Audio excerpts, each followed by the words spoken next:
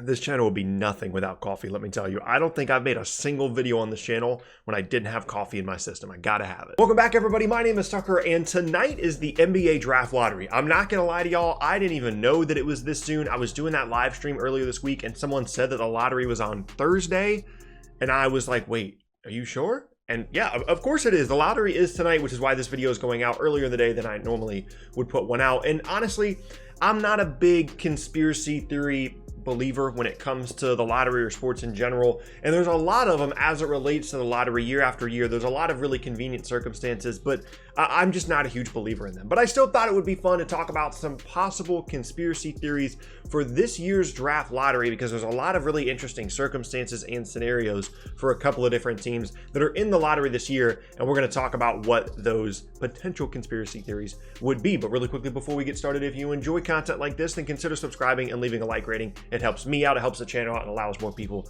to see the videos. With that said, let's go and get started. Okay, so first up is three different teams that if they get a top 4 pick into this draft, it's gonna start to look a little bit suspicious because their odds collectively are really, really low.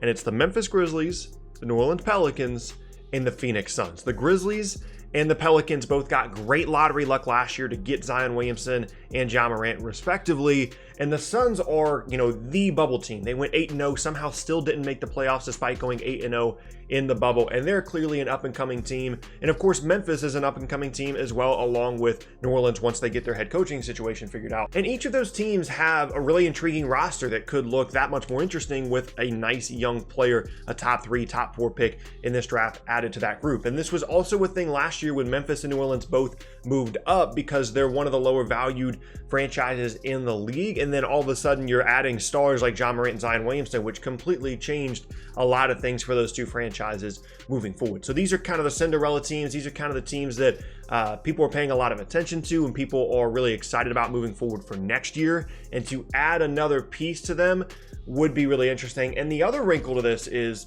Memphis doesn't keep their pick this year unless it's in the top 6. And because of where they are in the draft lottery, I think they actually have the worst odds of any team. And so they can either get the 14th pick or they can get a top 4 pick. So they can't get anything in between that. So if they end up in the top 4 and they keep their pick, Celtics fans will be either happy or sad depending on how they're thinking about it. Either they're excited because they get the unprotected pick next year from Memphis, or they're sad because they thought they were going to get an extra first-round pick to potentially use for a trade this offseason. But regardless, those are 3 teams to watch where it would kind of raise some red flags if 1 or 2 of them ended up with a top 4 pick in this draft. Next up now is kind of going the other direction, and it's the Golden State Warriors. And it would definitely get my attention if the Golden State Warriors ended up with like the 5th pick in this draft. And weirdly, that's like the most likely outcome because if you look at the odds, they have like a 47% chance of getting the 5th pick because they can't fall out of the top 5 because they have the best odds of any team in the lottery. But this is a team that has arguably dominated the league over the last 5 seasons, obviously with the exception of this season, and then last year they didn't win the title. But they've been in the mix for years and years and years and years because of the Kevin Durant thing. They've got Steph, they got Clay, blah, blah, blah. You guys know what's going on with the Warriors, right? So wouldn't it be interesting if the league was like, you know what?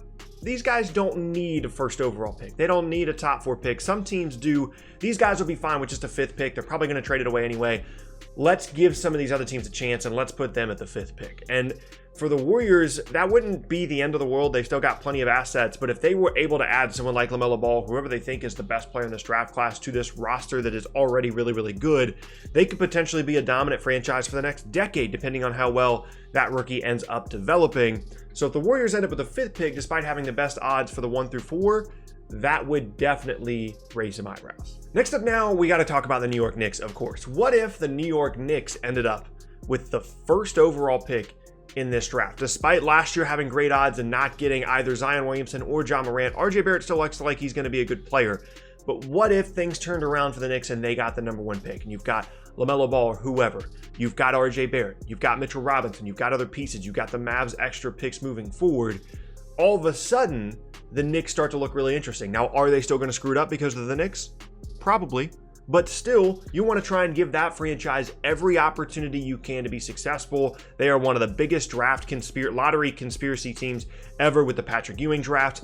And if they ended up with the first overall pick, some people would definitely be looking around like, wait, how exactly did that happen? And Knicks fans would lose their mind for a couple of reasons. One, they get the first pick, and that's exciting. Two, they get the first pick in one of what appears to be, if not one of the weakest drafts we've had in a while, one of the most uncertain drafts we've had in a while. So of course, that's the draft that they end up getting the first pick in. But still, they'd be very excited. And honestly, I'm kind of rooting for this. I think it would be really cool for the Knicks to be a really good basketball team again.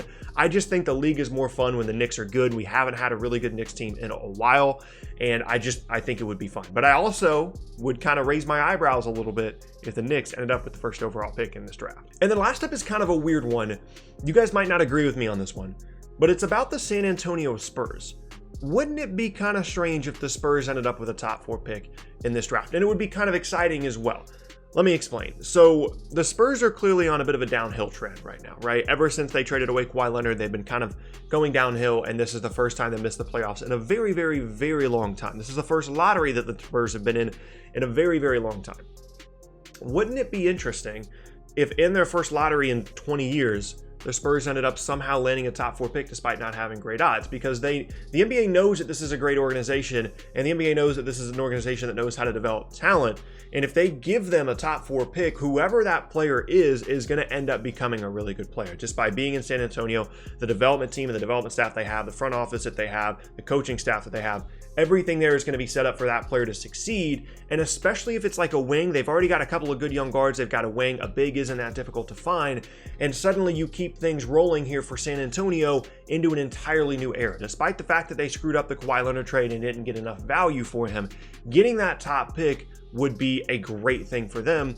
And I also think this would be incredibly interesting because, again, I think it would be great for the league because whoever they pick, Anthony Edwards, LaMelo Ball, James Wiseman, whoever, is going to end up being really good. There's no doubt in my mind that they're going to end up being at least a borderline all-star caliber player if they go to San Antonio. And that would be, like I said, that would be great for the league, but it would also be really cool to see San Antonio in that kind of situation where they've got a couple of nice young guards. They've got a new top 4 pick that they haven't had a top pick like that in such a long time. They've got Jakob Poeltl as well. They're still developing.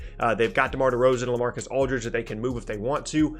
Overnight, just like it would be for a lot of teams in this lottery scenario, things look much, much different for San Antonio. And I think that would be such an exciting circumstance to kind of see how that would play out tonight. But those are my 4. I know that I talked through a lot of teams right there, but I'm really interested to see what you guys have to say down in the comments section about what teams would kind of make you wonder if they ended up with either a really good or really bad pick despite such low odds to do so. But yeah, that's going to be the end of today's video, and I thank you all very much for watching. Once again, my name is Tucker. If you missed any of my previous videos, then be sure to check out the boxes on screen.